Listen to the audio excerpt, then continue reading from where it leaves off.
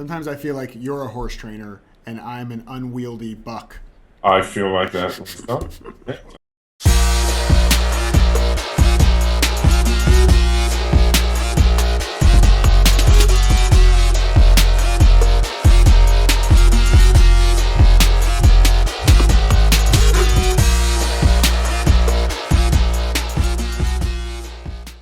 Hey guys, welcome back to the Not So Serious Life. I'm Jason Goldberg, that is Steve Chandler, and we are super excited to dive into our question of the day from one of our amazing Inner Circle members. Steve, are you ready for the question?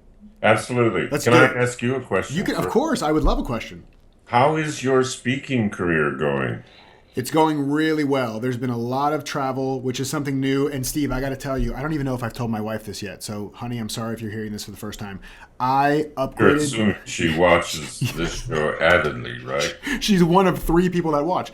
I upgraded for the first time ever to first class on one of my recent trips for speaking.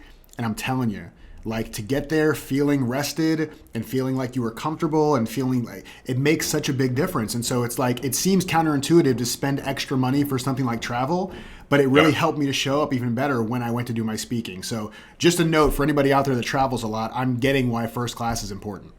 Yeah, and I had to see a therapist once because I have fear of flying coach. Wait, you're not a coach with a fear of flying. You are a fear of flying coach. It's a phobia. I had a Wow. fear of flying coach class, and Yeah. I had no fear of flying. Yeah. I had a fear of flying in coach, and she did a bunch of sessions with me, but finally recommended I simply fly first class, and it was amazing. It just went away.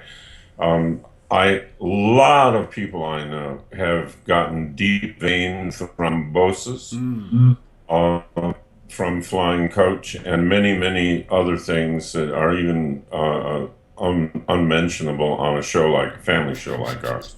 All I know is I got a cheese blintz breakfast. That's all I know, and it was amazing. It is amazing. You should always fly first class. You owe it to your client I do. to arrive rested and happy. I do. Did you ever see the Seinfeld episode about Jerry being in first class with Elaine being back in coach? No, I didn't.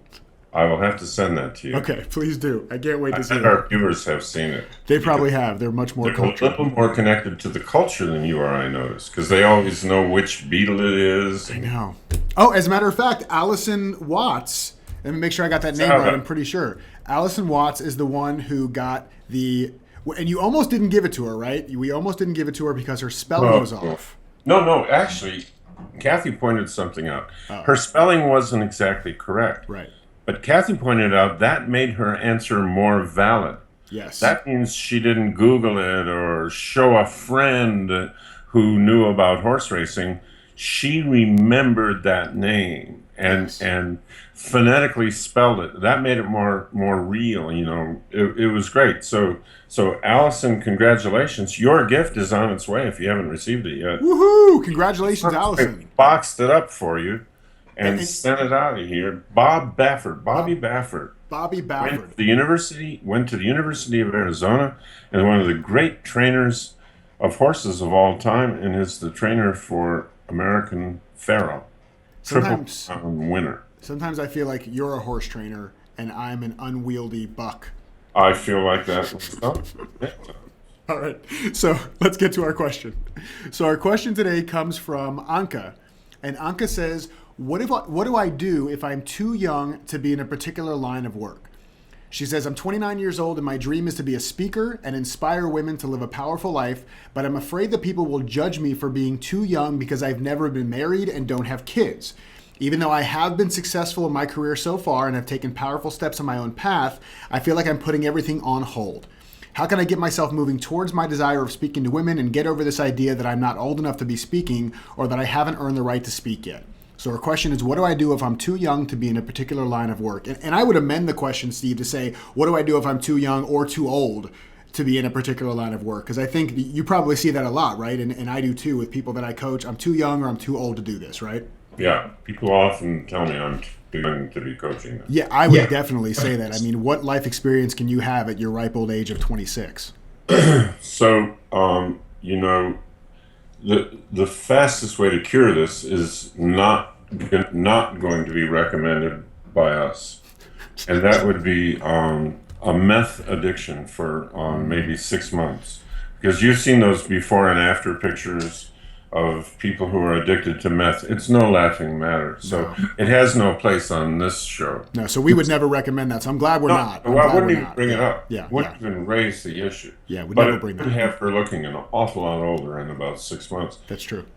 So I've got a great answer. So problem is, if I give it and then you try to give your answer, it's not going to make you look very good. So why don't you give your answer?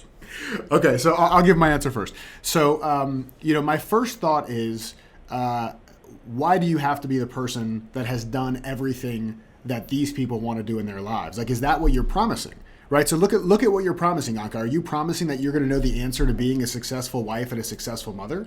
Because if you're promising that, then yeah, maybe that's not the right thing to be promising. But if you're instead just promising that you're going to share your success, because you said you've had success in your career, and we've all had successes somewhere in our lives, your story, your expertise, that's really what you're sharing, is your expertise, the one thing you're really an expert on, nothing else.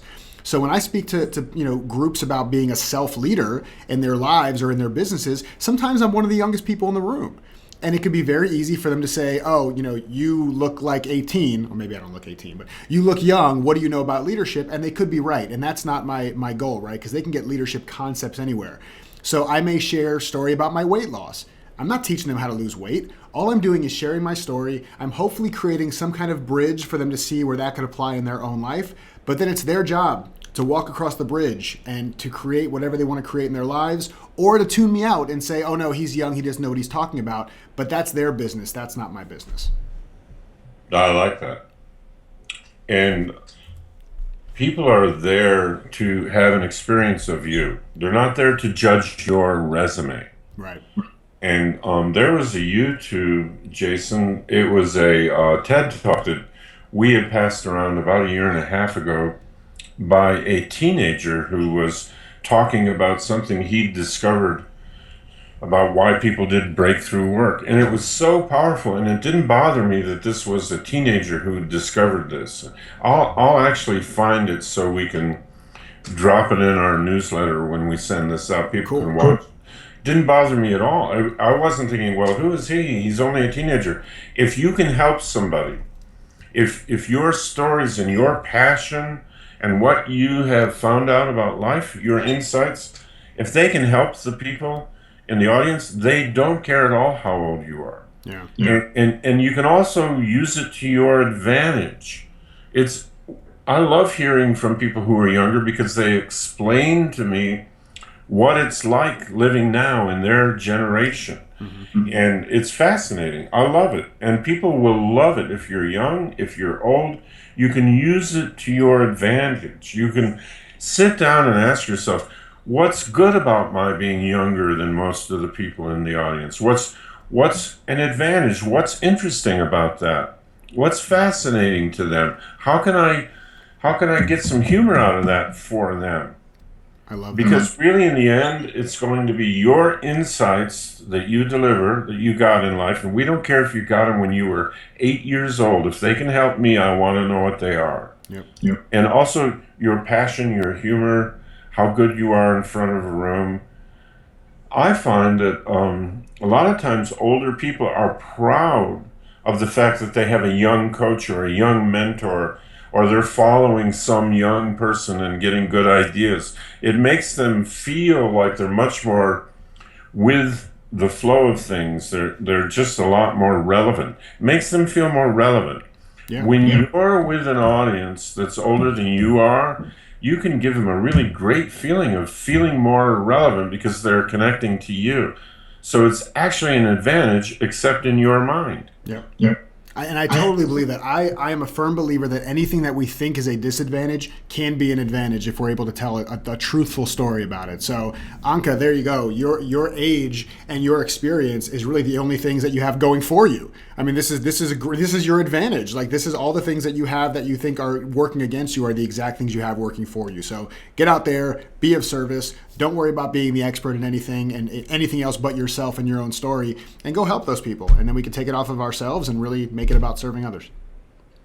Beautiful. I love that. Anca, thank you so much for your question. And guys, continue sending your questions in to questions@thenotsoserious.life.com. And do not forget to sign up for our inner circle so that you get things like this extra TED Talk that we're going to send along with this video. So now if you haven't signed up, you won't get that. But if you email me, I can always send you the TED Talk for this time only. But otherwise, you got to sign up for the inner circle. Go over to our website, www.thenotsoserious.life.com. Sign up for free. You get a bunch of digital and physical goodies, and you get to be a part of our inner circle and stay with us and be held in our bosom with love for life. So is that okay? Do you mind holding people in your bosom? That's you. That's only for me. On it. You're speaking. I'm just listening. All right, guys. Until next time, have a wonderful day. We will see you real soon. Peace out. Brace.